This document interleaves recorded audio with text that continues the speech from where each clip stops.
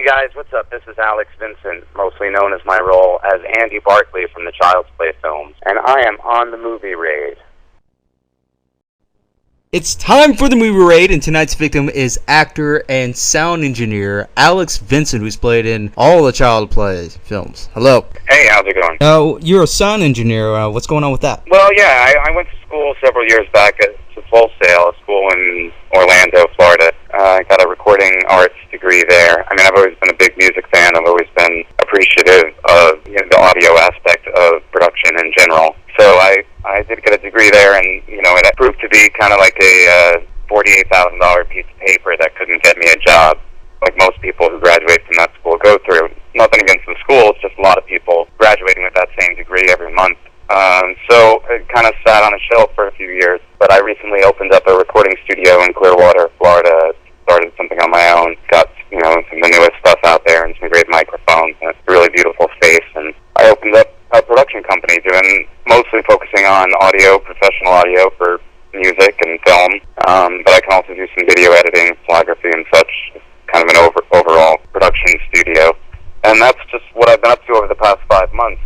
I've been building the place and just kind of getting the word out now, and finally getting some recordings going on in there. So yeah, things are moving forward with that. Yeah, you also still act, but do you use acting as a side thing to put money into your company? Well, I mean, the company's new. I haven't acted in any projects since I got this going.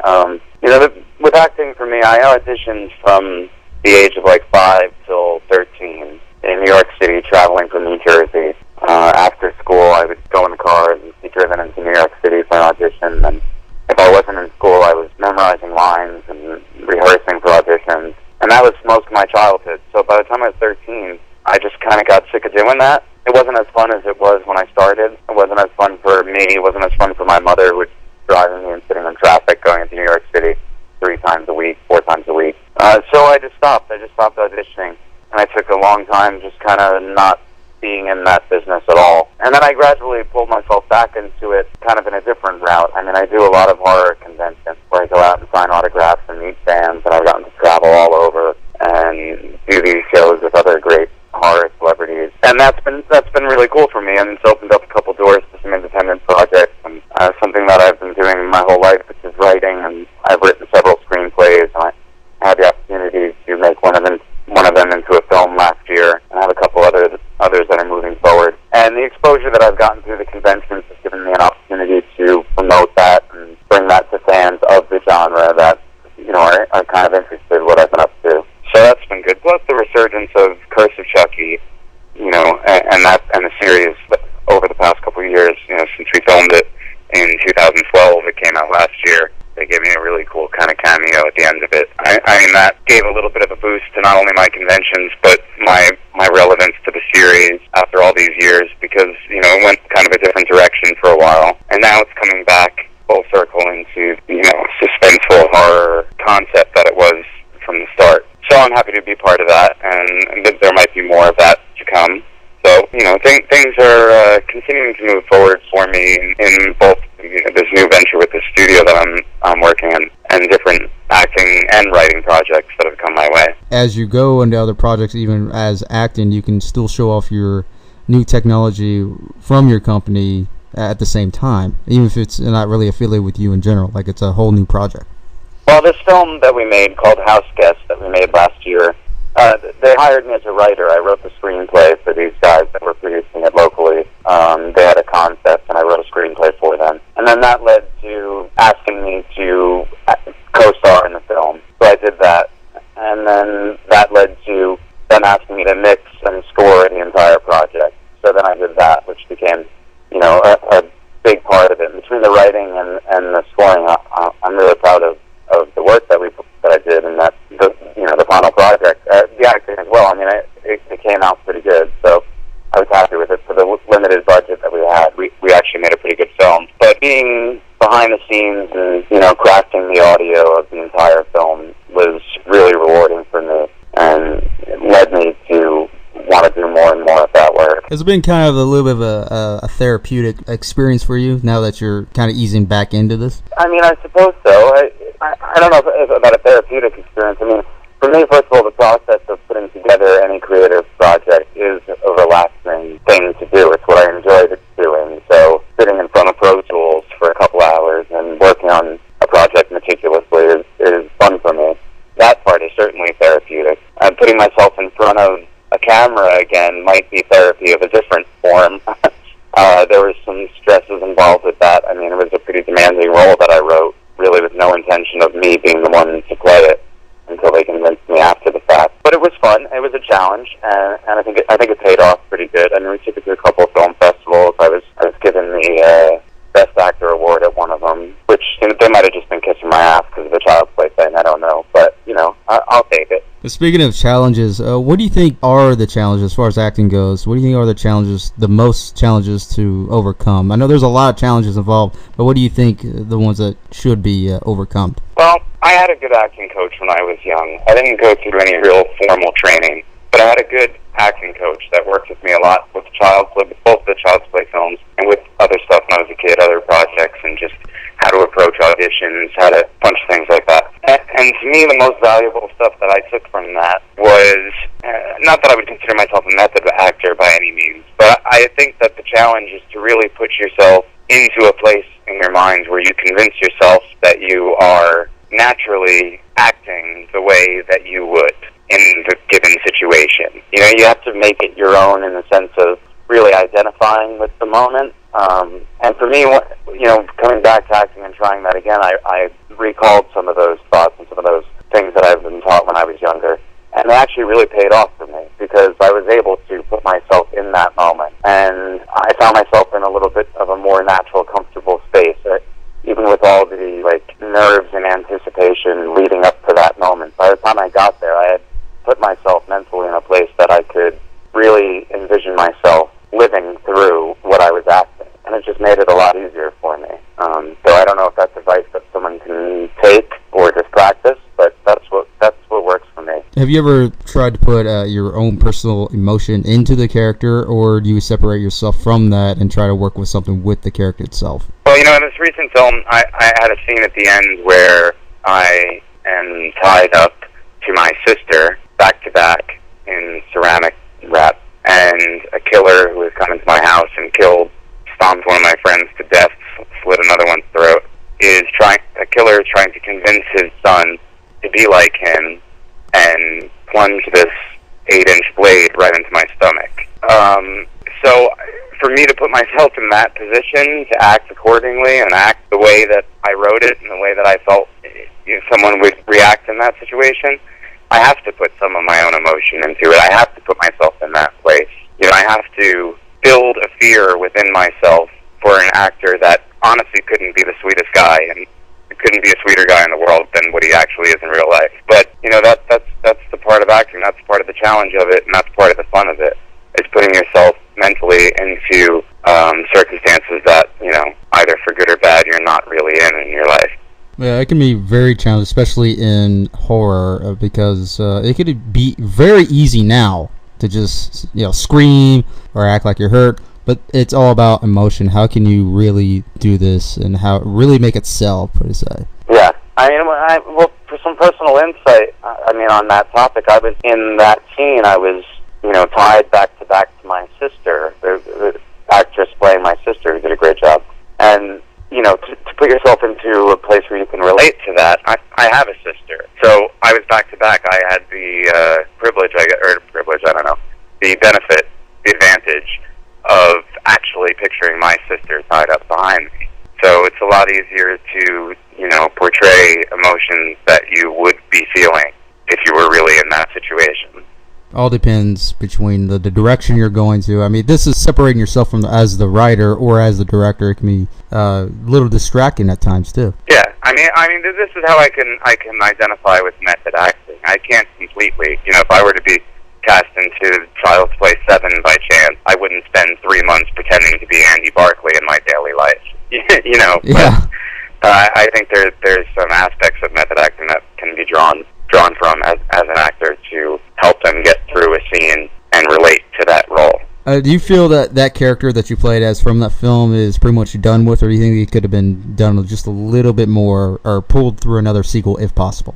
Oh, I think anything's possible. I mean, we're talking about a doll that has a human soul inside of it that wants to kill people. So anything is possible in the Child's Play world. If you saw how the last one ended, oh yeah, it's left pretty open ended to where we could go next with it. I'm not being coy, and I'm not hiding information that I actually know. I really don't know what's going to happen next with the series. But I have my hopes, and I have my own wishes for the direction that it might go. But we'll see. Yeah, franchises like that can either blow up in your face or just actually become even better than they ever were. Because, back in the old days, horror films like that had some negativity, and at the time there was like a fresh look because if let's say, in your case, someone wants to kill a child. That's like the big no-no, even for horror at the time. Yeah. And they get protesters, but now it's like it's a more dramatic thing, and it gets the audience pumped up. And it's like, oh my God, is he going to escape from it? That's what you want right there. Well, one thing that I like to say about my role as Andy in a Child's Play film, in the Child's Play films in the 80s, especially the original two, I was one of the last sympathetic child actors in a horror film. Nowadays, usually the kid is suspect. The kid is creepy. We're unsure of his guilt the entire time. Sometimes the kid is ultimately all along. But they usually go for the creep factor on child actors in horror films now. And I don't think you really care as much. I can say confidently that I don't think many people watched Child's Play and rooted for Andy to die, Yeah. But nowadays, the shock factor of killing the kid in the first scene is almost what people are accustomed to. So things have dramatically changed, but at the same time have dramatically decreased as far as thrills go. It's just getting it out there and trying to just make cash off of it and have all these sex scenes in there. Well, the sex scene thing has been going on forever, but they've got to make it like softcore porn rather than a horror. Yeah. And it just drives you away from the story itself. And we're going back to as far as the killing a kid or bending the rules, so to speak. They finally kind of broke the barrier now, even though it could be banned in 100 countries. Yeah, you can't argue the fact that shock sells. It does, but I think the stuff that has longevity, the Child's Play concept has been in people's minds for 26 years now, and I think some of these shock horror films might stay with people for a little bit, but it's not really relatable. I think that the reason why people could relate to Child's Play, despite the fact that it's an impossible situation. It's supernatural in the sense that it just couldn't happen. But the reason why people could still relate to it is because it's a fear that they had before they even heard of this film. Everybody has laid in bed at night and seen a doll in their house and pictured, maybe this thing is alive and staring at me. People have that, I don't want to say fear, but they have that thought in their heads naturally. So when you get a story or a concept that taps into something that people have already thought, it's way more relatable. It's like a comedian telling a joke that you've already thought of. Of course, you're going to relate, and you're going to laugh, and you're going to remember it for your entire life. So I think that's why the Child's Play franchise has lasted as long as it has. But that's what makes the horror aspect. If you do something like that, the same thing what they did with Texas Chainsaw Massacre, same thing with what they did with Wes Craven's characterization with Freddy Krueger. If you do it just right as far as horror and still scare people with that without actually making it, I guess, wrong type feeling, make it memorable forever. Well, that's one of the reasons why I'm so fortunate and grateful to the fact that I was in a horror film of all genres. First of all, we have conventions where fans all gather all across the country. As of now, other genres of film don't quite have the same kind of thing, aside from, comic books and comic conventions in general. But these horror conventions, the reason why these films create such an intense following is because fear is a reaction that sticks with you. It's a visceral reaction. So if you're afraid of something, that's something that stays with you forever. It leads into people's dreams. It's the stuff of nightmares. It's things that stay with you. And luckily, I was involved in something that gave people a lot of fears. Even though, people still to this day say, well, why didn't you just kick the doll across the room? It's only 2.5 feet tall. You were still scared when you saw it. I don't care what you got to say. Yeah. So yeah, I mean that's a huge factor of my acting career that I'm grateful for. That of all the films that I could have been in that were popular, it was a horror film because the fans are great and they're so supportive and they continue to be. And the circle of horror movie celebrities or whatever, actors in horror films that do conventions all over. We're like somewhat of a dysfunctional family of friends that get together in different states and different cities and different countries even, and get to meet fans together. And it's really an interesting community of people that are really grateful for the Child's Play franchise as well as the entire genre of horror. And I'm really lucky to be a part of it. Well, anyways, my stuff that I could promote for what I got going on. I mean, I have this recording studio that I just opened up in Clearwater. It's a beautiful space. The website is, the name of the company is AV Productions, my initials, and audio video, but AV Productions. And the website's avproductionsonline.com, and you can go and get all info on that. And then I also have my own website, which is Alex Vincent Online, that has all my convention appearances, Chucky merchandise that I could sign, and all kinds of cool stuff. Some of my writing, some of my audio mixes and stuff on SoundCloud, and all kinds of cool stuff. Do you think the creativity has either lacked of creativity or narrowed creativity even in horror genre or the industry itself? Do I think that creativity has narrowed? I don't know. I mean, the further advanced we get as a people, the more thoughts will become repetitious. And that doesn't mean that that's a bad thing. People often tell me that are writing screenplays, and they say, I'm writing this script, and then someone will say, oh, they made a movie that was just like that. Well, boy meets girl, and boy falls in love, and girl leaves, and boy's brokenhearted, and boy gets the girl back.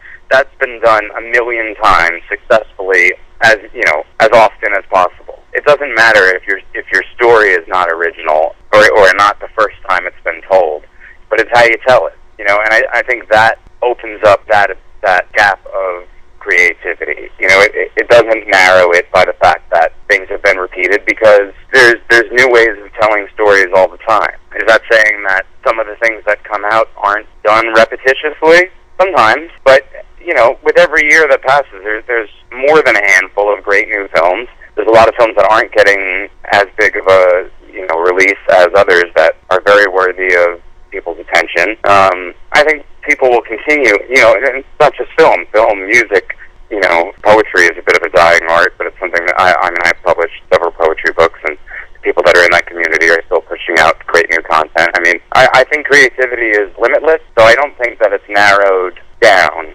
necessarily. I think actually the fact that technology has improved to the fact where more and more people can put their creative ideas in, a digital format that it can be released socially online and social media to millions of people instantly. I mean, creativity has more opportunity than it ever has had before. So, it's just a matter of how it's utilized. You get the good and you get the bad all the time. So I think those with creative ideas should just continue to keep pushing forward, and we'll get more and more good entertainment for everybody. I'm a big fan of creativity in general. I mean, I opened up this production studio because I wanted to work with local people that are putting out something good and something special.